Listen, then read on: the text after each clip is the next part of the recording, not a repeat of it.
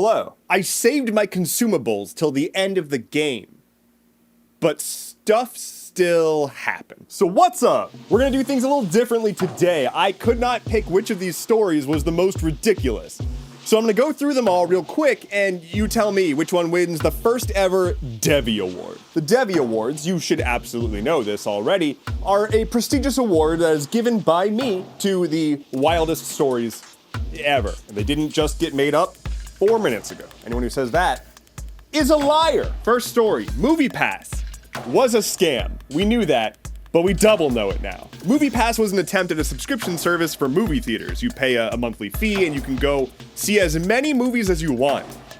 That would scale. It didn't scale, and it failed really badly. But it has since come out that it was also just a straight up investment scam. They lied about their numbers to try to convince people to invest in the company. They were like, look, we just put out this new $9.95 a month subscription and everyone's buying it. We're making lots of money, you should invest. Except that was a lie. That wasn't true. So the SEC sued them and the former CEO was like, yeah, guilty. Story 2, a sheriff murdered a judge. Rural Kentucky Judge Tevin Mullins was shot multiple times in his courthouse by the sheriff. We're not super clear on specifics just yet. This is a tiny town of under 2,000 people. Sheriff Sean M. Steins is currently in custody, being charged with murder 1.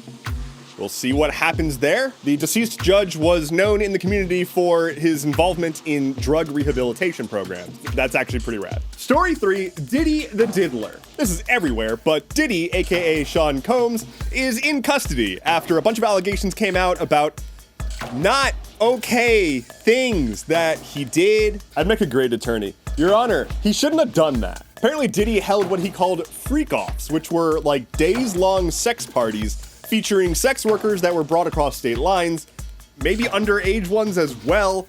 1,000 bottles of baby oil was up in the mix. They found 1,000 bottles of baby oil in his house.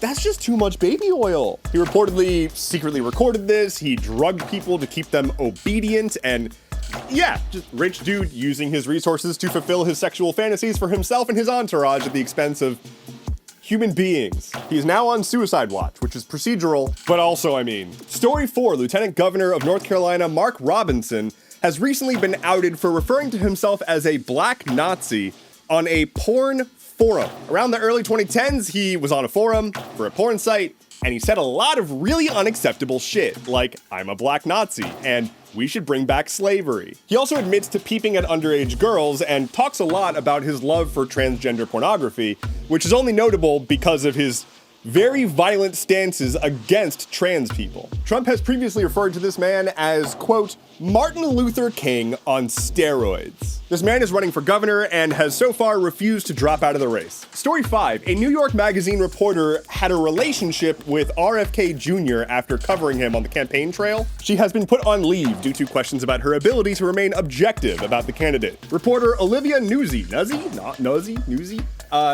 here's her quote, earlier this year, the nature of some communication between myself and a former reporting subject turned personal. During that time, I did not directly report on the subject nor use them as a source. The relationship was never physical, but should have been disclosed to prevent the appearance of a conflict.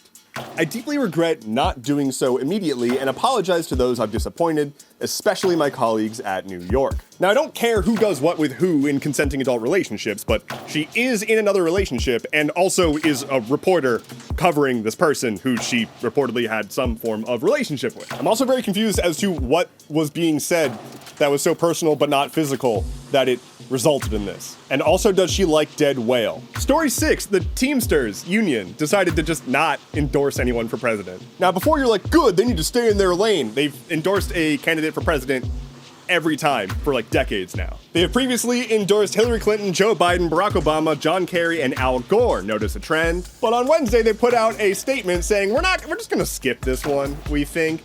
They did a poll of their union members, and 60% wanted to endorse Donald Trump, compared to 34% for Harris. And I have to imagine the leadership of the union looked at each other after seeing those results and they're like, no, we can't do that. Like, it's Donald Trump. He's specifically famous for being a shrewd businessman who screws over workers and doesn't pay his debts. So it's kind of mind-blowing that many unionized workers were in support of him. But yeah, They looked at that and they were like, we can't. Let's just not. Let's end with a bonus that's not in the wild category, but still, why? PayPal has a new logo. It certainly says PayPal. That is all I have for you today. Thank you so much for joining me. Head to skh.news for sources and more. My name is Endeavorance. I will see you again soon. Take care and be well.